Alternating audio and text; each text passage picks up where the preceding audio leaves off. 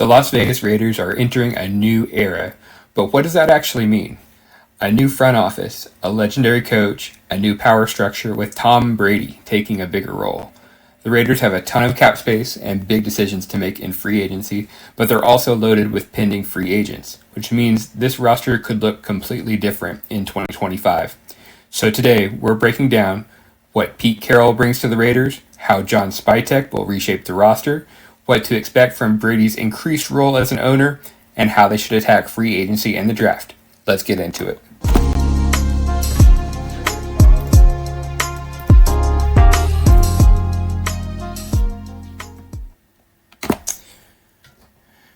All right, let's take a look at the 2024 season recap. The head coach was Antonio Pierce, who got the job after being the interim in 2023.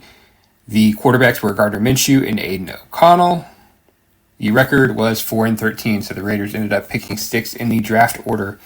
Looking at their performance in terms of EPA per play, on offense, they were 24th with their passing offense and 32nd in rushing offense. Defensively, they were 25th against the pass and a pretty stout 11th against the run. So clearly the offense was pretty subpar, but the defense was pretty average overall. Now, rookie tight end Brock Bowers was a good pick. He shattered a lot of records, most receiving yards by a rookie tight end, and most receptions by any rookie pass catcher. So very good first-round pick. Top free agent was defensive tackle Christian Wilkins. That was more mixed. He only played 5 games due to injury. But ultimately, GM Tom Telesco was fired, which, I did think was a little bit of a raw deal, given I liked what he did in the draft. But overall, I think they just wanted to reset the organization, so I can kind of understand it from that point of view. There's only one player to discuss as far as an expected cap casualty or trade candidate, and that's quarterback Gardner Minshew. They would only save $6.3 million by getting rid of him, but if you're not planning on him being a starter or a big part of your quarterback room going into 2025, then it does make sense to ship him off and get what you can for him, in my opinion. I think they could probably get a third-day pick for him. $6.3 million for a backup quarterback is not a bad deal. So the first new change in terms of additions is minority owner Tom Brady has taken over a much bigger role in the organization. The new head coach is going to be Pete Carroll, who obviously went head-to-head with Tom Brady in a couple of Super Bowls. And then the general manager will be John Spytek, who Brady has a relationship from his days in Tampa. Spytek's only 44. I think he's an interesting guy. I have a lot of respect for what the Bucs have done over the last few years, with Jason Light being the GM. A lot of good players they've acquired. I like how they've run their organization. Offensive coordinator Chip Kelly's been brought in at a $6 million price tag. He's one of the highest paid assistant coaches in the league. I wonder if he'll be the head coach in waiting. The defensive coordinator will remain as Patrick Graham. Kind of makes sense to me. I think he has a similar ideology as Pete Carroll. Kind of load the box, stop the run, play a lot of single high on early downs. So I do kind of like that move for some continuity on a unit that outperformed the offense. And then the Raiders have $85.7 million in effective cap space, which is top 3 in the league. A lot of room to go. Now, there are a lot of free agents right now, predominantly on the defensive side of the ball. So both starting safeties are free agents, Trevon Merrick and Marcus Epps. Epps is coming off an injury. He's more of a box guy, which is typically lower valued. So I wonder if they'll want to possibly bring back Trevon Merrick. At corner, Nate Hobbs and Darnay Holmes are free agents. Maybe Nate Hobbs could be brought back. I think that would be useful for the Raiders, certainly. At linebacker, both Robert Spillane and Divine Diablo, both essentially starting linebackers, are free agents. Spillane graded out fairly solidly. Diablo is very athletic, but didn't grade out that well.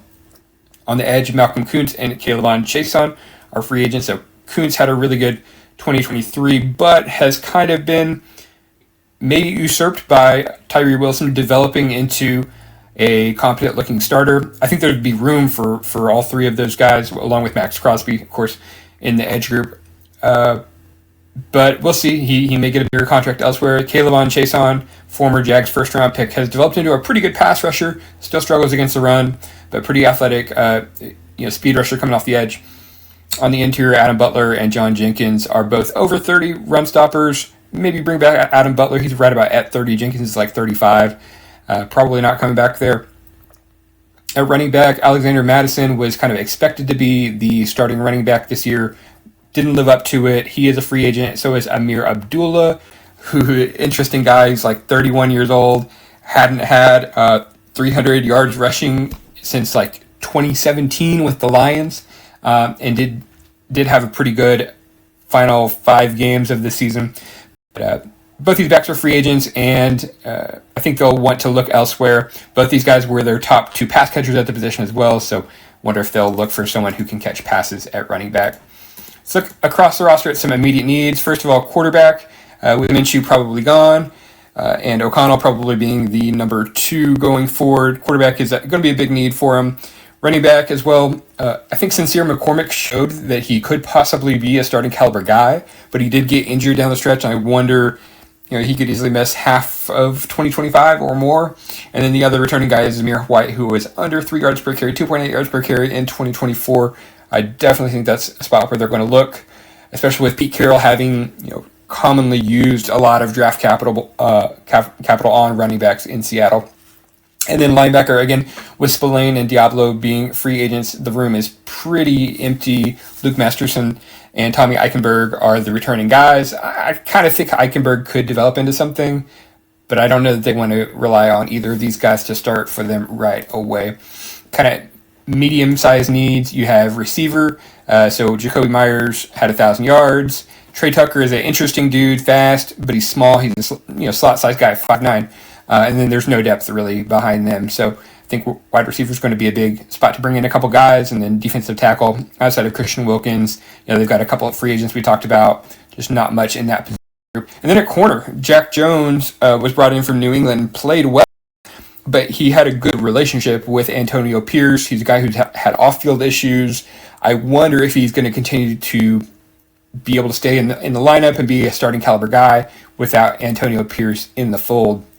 They've used a couple of mid-round picks on Ja'Cory Bennett and Decameron Richardson, but these guys are 4th rounders. They haven't played that great. Bennett's coming off of 2 injuries, and so I don't know that there's really anyone here that they can rely on. But they've got some dudes in here, so I put it in the medium category. The offensive line, some people may disagree. They panned out about 22nd in the rankings, depending on where you look. But to me, this group is young and really improved down the stretch. They were a top 10 group the final 5-6 weeks of the year. They invested 2023 second and third round picks in Jackson Powers Johnson, and he's played left guard and center. And then Delmar Glaze, third rounder, played right tackle. So I like this group. I actually think that they don't really need to shuffle the deck as far as starting guys. But I do think that they could bring in some depth. Tight end, that you got Brock Bowers and Michael Mayer, second and first round pick over the last 2 years. It's probably the best position group on the team. And then at the edge group, again, Crosby, Tyree Wilson, Charles Snowden's a pretty good third rusher, actually. Amari Burney was a draft pick, developmental, kind of outside linebacker size type of guy, but interesting dude. I don't think they need too much there. And then at safety, Isaiah Polamalu's an interesting dude, 6'4", thumper, probably box guy.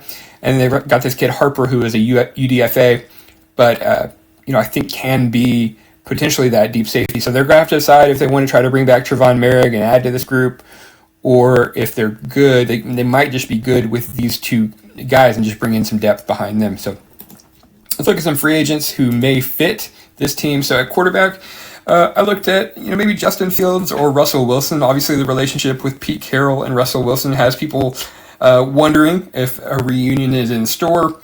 I think it could.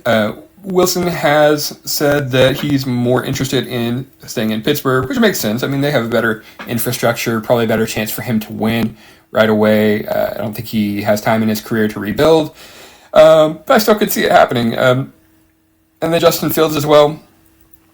I thought played better than people thought he would last year in Pittsburgh. You always wonder if Chip Kelly is going to want a more athletic guy at his quarterback spot, but that hasn't really seemed to be the case in the NFL when he had Nick Foles and Mark Sanchez and guys like that. So, I think he'll go with the best guy, but I thought there was a couple of interesting names to look at, maybe as a bridge type. At running back, again, they're lacking, they're losing both their top receiving backs. So I think more of an elusive type receiving type hybrid back would make a lot of sense. Rico Dowdle and Jalen Warren would fit the mold there.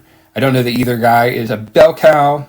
So, in Philly, Chip used LaShawn McCoy as a bell cow back, but, last year at Ohio State, he also had 2,000-yard backs.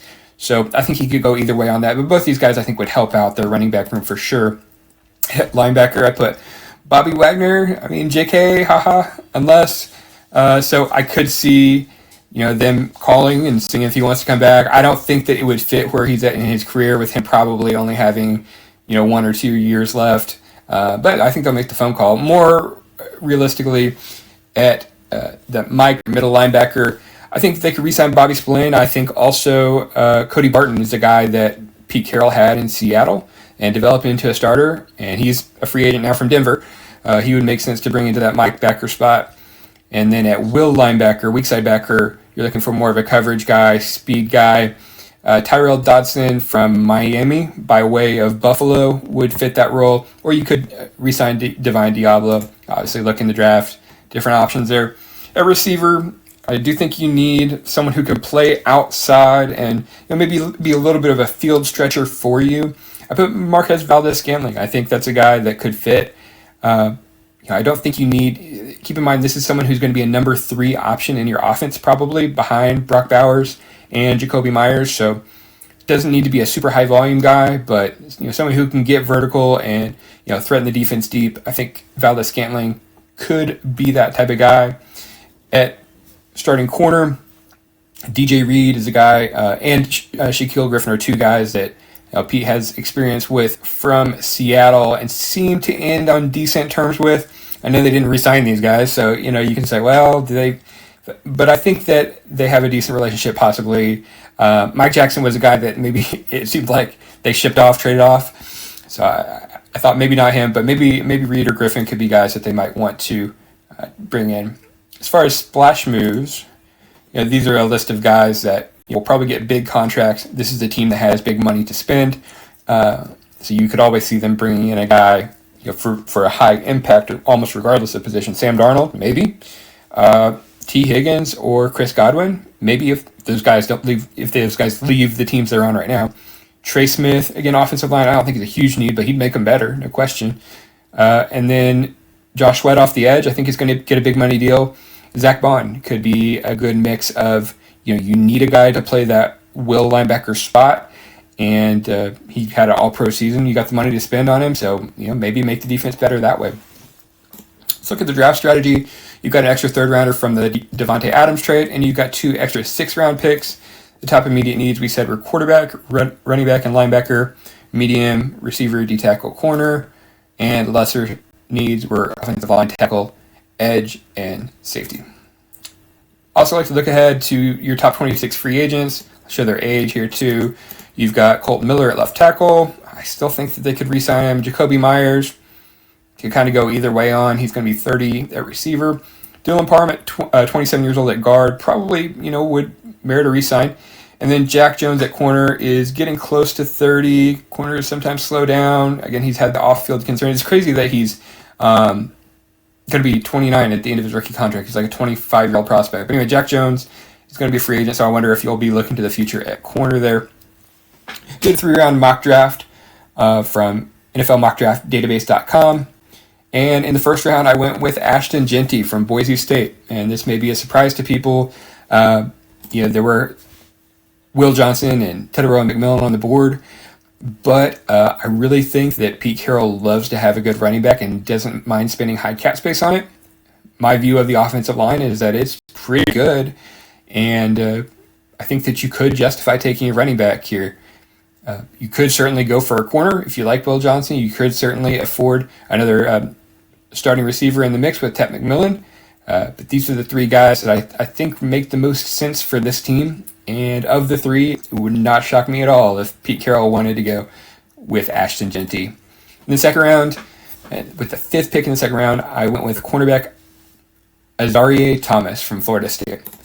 There were a few different guys on the board that were interesting. Savone Revel was on the board at corner as well. Thomas is more of a... Well, they're both kind of tall, but Thomas is thicker. He's about 10, 15 pounds bigger, so has a little bit more muscle. I think he'd be a more physical corner. I saw a lot of similarities with the Richard Sherman scouting report. I dug up one of those, and I just think for what they probably want to be on defense, Thomas would be a really good fit.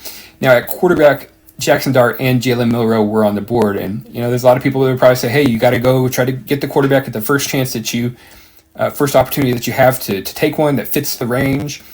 And there's, in this range of the consensus big board, you will find Jackson Dart and Jalen Milroe. I don't know these guys, honestly. But second round, I don't know that I like them quite this much here. In the past, I've really thought that Jalen Milroe would be good as a late first-round pick. I wouldn't blame them for taking either guy again. But I just felt like take a corner now, maybe try to get a quarterback down the board when the value meets. I just felt like Thomas was that much of a better player. A couple other guys, depending on what happens in free agency, they could go with a D tackle like Derek Harmon or a wide receiver as well, like Golden from Texas.